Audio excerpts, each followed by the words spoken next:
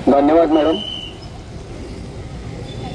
Sushilabai Ramchandra Mametwar, college of social work, Haveli Chandrapur अंतर्गत राणी हिराई विद्यार्थी विकास मंच शिवामुक्त समाज अभियान या आगळ्या अभियानाचे आज आयोजन इथे करण्यात आलेले आहे। सर्वप्रथम मला या कार्यक्रमाला आपण महाविद्यालयाने आणि सर्व जे पाहुणे मंडळी आणि सहकारी आयोजक आहे आपण आम्हाला आणि इतर पाहुणे मंडळींना सरपंच उपसरपंच यांना आमंत्रित केले याबद्दल या आगळ्या उपक्रमासाठी तुम्हाला खूप खूप शुभेच्छा आणि आभार। खरं तर आज रक्षाबंधन आहे आणि रक्षाबंधनाच्या निमित्तानं आम्ही आधी उपक्रम राबवले आहे। रस्त्याने आम्ही जे ड्रायव्हर असतात, कंडक्टर असतात, पोलीस बांधव असतात, सैनिक असतात, या सर्वांना राख्या बांधायचो। पण पहिल्यांदा मी असा आगळा उपक्रम बघतो आहे की या आपल्या वेदांमध्ये पुराणांमध्ये शूद्र पशु ढोल नारी सब ताडन के अधिकारी, स्त्री हे नरकाचे द्वार आहे हे सांगून तिला नेहमी डांबलं गेलं आणि स्त्री ही खालच्या दर्जाचा सन्मान नेहमी जुन्या परंपरेपासून देण्यात येत होता।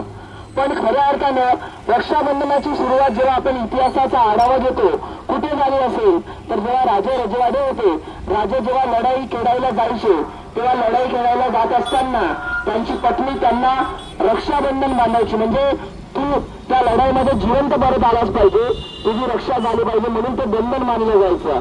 खऱ्या अर्थाने जसे इतर गोष्टींचं विद्रुपीकरण झालं तसंच रक्षाबंधन याचं सुद्धा विद्रुपीकरण झालं। म्हणजे मला ही मुळात कल्पना चुकीची वाटते की भावाने बहिणीला रक्षाबंधन याच्यासाठी राखी बांधायची की तुझं मी रक्षण करेन। मग मला एक गोष्ट सांगा, जी राजमाता जिजाऊ ज्यांनी छत्रपती शिवराय घडवले मग ती स्वतःचं रक्षण करायला खंबीर नव्हती का? आपल्या चंद्रपूरची राणी हिराई ज्यांनी या गोंड राजाचं पावित्र्य राखलं, हे गोंड दैवत उभं केलं, ती स्वतःची रक्षा करायला खंबीर नव्हती का? झाशीची राणी ज्यांनी अटकेपार झेंडे गाडत इंग्रजांशी युद्ध केलं, ती स्वतःची रक्षण करायला खंबीर नव्हती का? मला एवढं सांगा की आता आपल्या खेळाडू बांधव आहे फोगाटताई आणि इतर खेळाडू बांधव जे या त्यांच्यामध्ये झालेल्या अत्याचाराच्या विरुद्ध आवाज फोडत होते त्यांना डांबण्याचा प्रयत्न केला गेला, मग ते स्वतःचं रक्षण करायला खंबीर नव्हते का?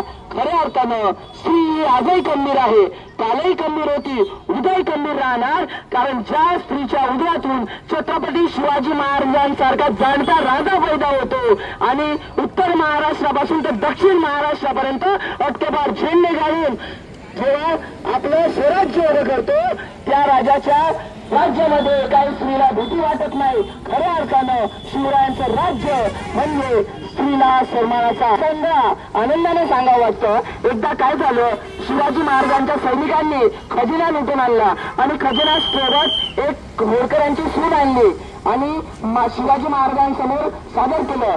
शिवाजी महाराजांना म्हणाले, बघा स्त्री किती सुंदर आहे, आम्ही इतके सुंदर असतो, आमची आई जर इतकी सुंदर असती आम्ही किती रुपवान झालो असतो।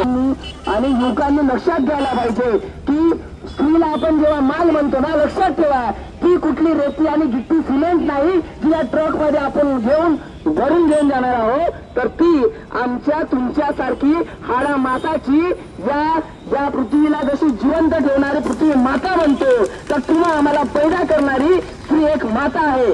कन्या भ्रूण हत्या करत असताना आम्हाला वंशाचा दिवा पाहिजे म्हणतो, आम्ही ओळखतो, पण कन्या भ्रूण हत्या करत असताना लक्षात ठेवा तुम्ही जर सर्व कन्या पोटात मारल्या तर वंशाचा दिवा पैदा करणारी उद्या पणतीच उरणार नाही, तर मग दिवा तुम्हाला कुठून येणार हे पुरुषांनी लक्षात घेणं अत्यंत गरजेचं आहे। म्हणून हे सर्व सांगत असताना हा जो आज उपक्रम शिवामुक्त समाज अभियान राबवला आहे तर मला आवर्जून सांगावं वाटतं असे छान उपक्रम राबवले गेले पाहिजे।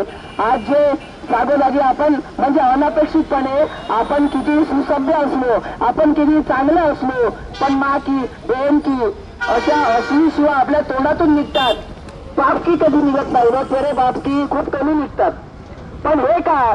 कारण एक लक्षात ठेवा, स्त्री ही कालही या पृथ्वीची जगदाता होती, स्त्री आजही पुरुष या युवतींना जन्म देणारी जन्मदाता आहे। स्त्री ही उद्याचं खंबीर नेतृत्व आहे, कारण लक्षात ठेवा त्या आपल्या आदिम जमातीपासून जेव्हा मातृसत्ताक पद्धती होती, स्त्री जेव्हा स्वतःच्या कुटुंबाचे पालन पोषण करू शकते, स्त्री जेव्हा राष्ट्रपती होऊ शकते, स्त्री जेव्हा खेळाडू होऊ शकते आणि शेवटपर्यंत लढू शकते आणि स्त्रीचा जेव्हा अपमान केला जातो त्या आनंदाने स्त्री आपला त्या खेळाडू या पदातून जेव्हा त्याग करून आणि संन्यासत्व घेऊ शकते, म्हणजे तिचा कुठेतरी स्वाभिमान दुखावला गेलाय, गमावला गेलाय. खऱ्या अर्थानं हे समाजापुढे आणण्याचं काम जर कोणी करत असेल, खऱ्या अर्थानं समाजकार्य महाविद्यालय आणि सामाजिक या विचारांशी जुळलेले लोक, आमची पोलीस ताई, आमचे पोलीस दादा बांधव हे देशभक्त करत आहेत आणि हे समाजकार्य महाविद्यालयाचे युवक शिक्षक वर्ग करत आहे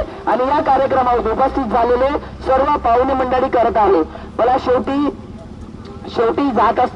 विराम घेत असताना एवढंच सांगावं वाटतं, शेवटी विराम घेत असताना एवढंच सांगावं वाटतं, उठा, जागे व्हा आणि लढा. तोपर्यंत थांबू नका जोपर्यंत तुमच्या तोंडातून आई बहिणीच्या शिवा देणं थांबत नाही. कारण लक्षात ठेवा, जेव्हा आपण परस्त्रीला वाईट नजरेनं बघतो, तिला शिव्या शाप देतो, कुठेतरी अनपेक्षितपणे आपण आपल्या बहिणीला आणि आपण आपल्या आईला शिव्या देत असतो. त्या स्त्रीकडे जेव्हा वाईट नजरेनं पाहत असतो तर आपण आपल्या आईला आणि बहिणीला वाईट नजरेनं पाहत असतो. लक्षात ठेवा, कुठल्या तरी स्त्रीला जेव्हा आपण वाईट नजरेनं बोलत असतो, वाईट नजरेनं पाहत असतो, शिव्या देत असतो, कुणीतरी आपल्या बहिणीला आणि आपल्या आकाश आवडा, म्हणजे स्त्री असो पुरुष असो सगळे आपण अणूपासून बनलेलो आहोत. म्हणजे तुमच्या माझ्यामध्ये एक तत्व आहे ते म्हणजे अणू आहे. मग तुम्ही आम्ही वेगळे कसे? तर सर्व संतांनी तुम्ही आपल्या बहिणीकडून जेव्हा राखी बांधता, लक्षात घ्या पुरुषांनो, आपल्या बहिणीकडून जेव्हा राखी बांधाल, आपल्या बहिणींनी आपल्या भावाकडून एक नेहमी शपथ घ्या की तू लक्षात ठेव, दुसऱ्या आई बहिणीला शिवा देऊ नको, शाप देऊ नको, कारण ती मला